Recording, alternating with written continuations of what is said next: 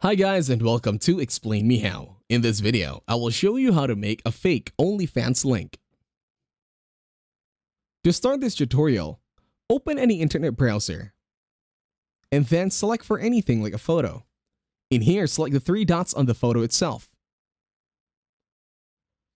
Then the next step is to copy the photo link. Now open your Instagram browser or your Instagram application. On Instagram, select plus add to your story. Then in here, try to snap a random photo. Now the next step here, once you're now in story, click on the smiling rectangle on the upper right. Then select add link. In here, paste the URL of the meme or the photo that you are trying to grab. Select done for the meantime.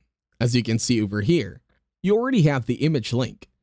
Now, the next step is to do it again by clicking on link, and then in here, paste the link once again, and then select customize sticker text.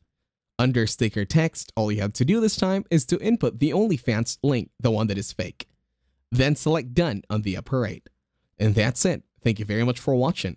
Please leave a like, share, and subscribe to the channel.